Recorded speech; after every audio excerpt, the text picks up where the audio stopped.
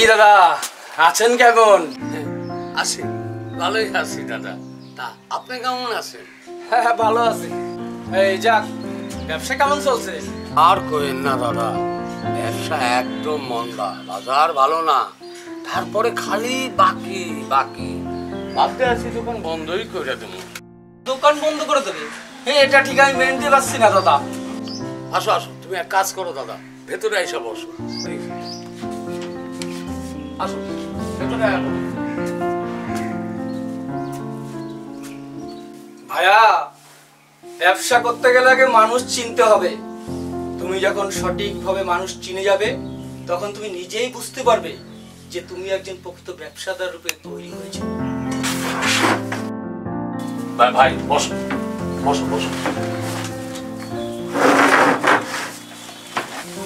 এটা সিগারেট দাও দেখিনি। সিগারেট এনো এনো।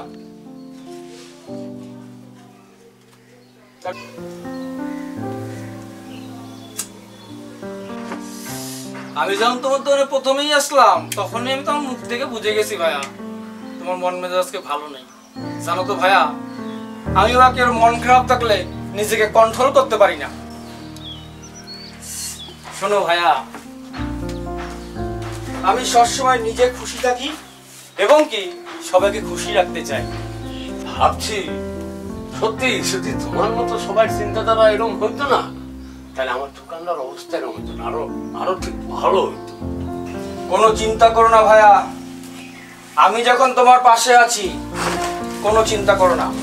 তোমার কত টাকা লাগবে শুধু আমাকে বলো। আর বললো না ভাই, এসা কিনা টুকটাক ভালোই, সারাদিনে ধরো এই 8-10 হাজার টাকার মতো বেচা কিনা হইল। আর ক্যাশ কিনে দেখি 2000, 2500।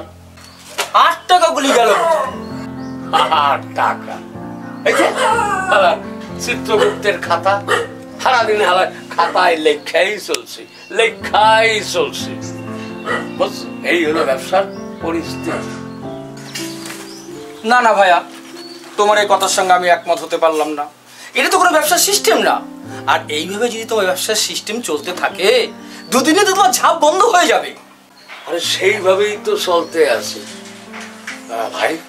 তা তোমার কি কিছু সদাই লাগবো? না মানে কইতেছিলাম কি, আমি আবার ওই কয়টা মাল আনতে পারবো। কি লাগবে কও?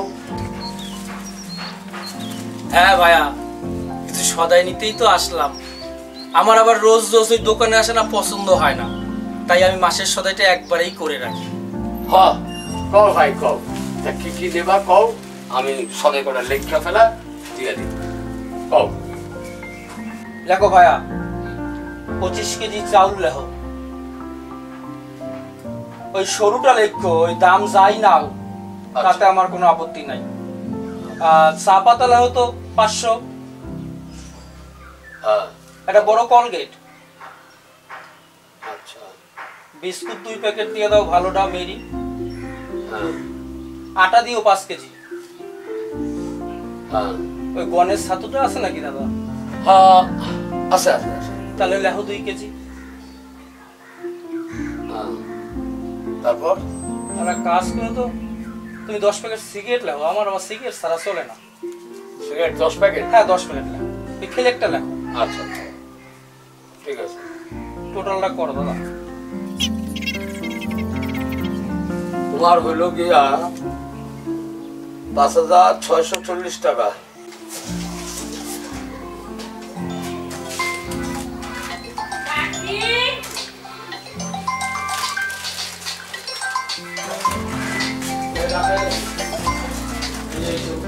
হ্যালো ভাইয়া, আমাকে চিনতে পারছেন?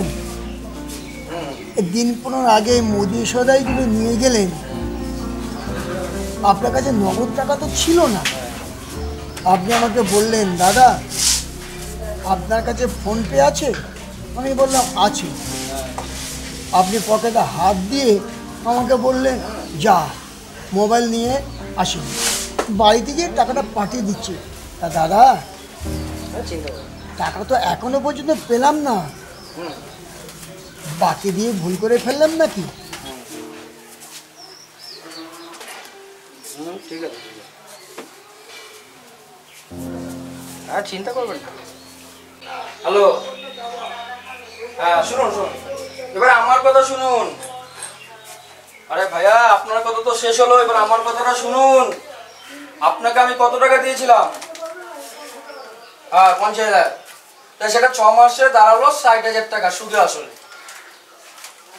আরে ভাইয়া, আপনি গরিব মানুষ তো আমি জানি। আর একটা কাজ করুন, 50,000 টাকা হয়ে দাঁড়ালো 60,000 টাকা সুদে আসলে। ঠিক আছে, আপনারা কাজ করবেন, সেখান থেকে 10,000 টাকা আমি বাদ দিয়ে দিচ্ছি, আমি সুদটা নিচ্ছি না।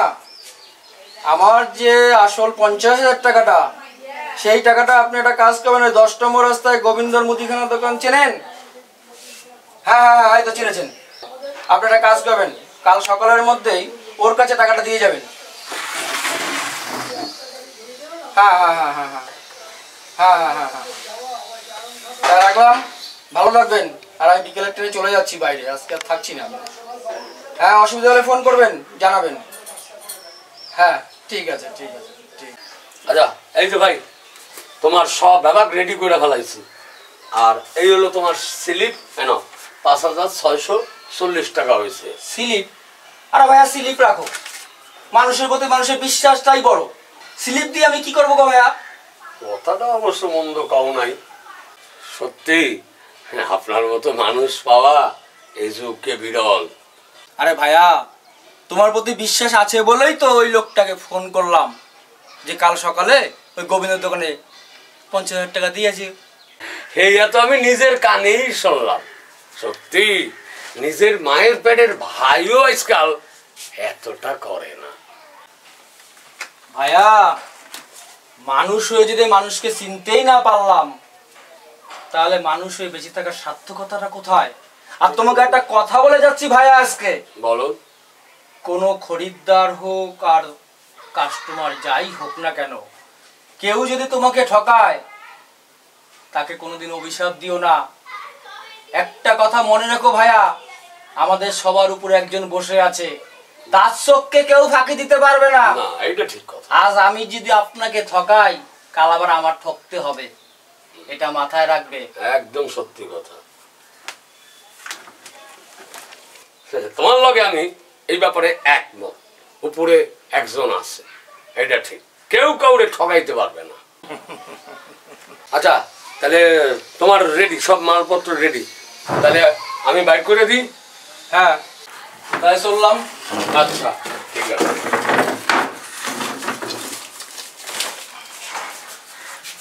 আর শোনো ভাইয়া, হ্যাঁ একটা কথা বলে যাই, কালকে সকালে যে ওই লোক 50,000 টাকা দেবে, হ্যাঁ সেই টাকা আমার বাড়িতে পাঠানো লাগবে না। ওই টাকাটা তুমি তোমার কাছে রাখবা, আচ্ছা।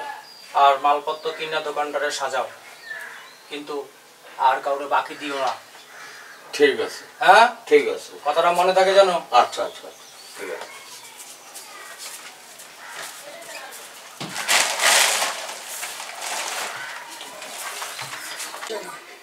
করে পয়সা পরে দেবো। হ্যাঁ, রাজের মধ্যে বলে দিবেন। আচ্ছা আচ্ছা আচ্ছা।